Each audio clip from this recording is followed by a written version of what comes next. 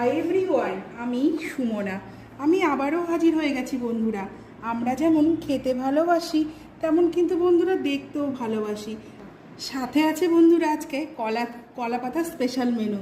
তো কলা পাতায় কিন্তু খেতে কিন্তু আমাদের বড্ড ভালো লাগে। তো বন্ধুরা প্রথমে তো দেখলে ভাত আমি নিয়ে নিয়েছি, আর তার সাথে হয়েছে বন্ধুরা কাঁঠাল চিংড়ি, আর কাঁঠাল চিংড়ির পরে হয়েছে আজকে ইলিশের সর্ষে বাটা, আর তারপরে হয়েছে বন্ধুরা কি বলো তো, এই যে একদম শুধু কুল দিয়েই চাটনি, আর তারপরে রয়েছে এই যে টক দই যেটা রোজকার মতো থাকে, আর সাথে নিয়ে নিয়েছি এই যে মিষ্টি।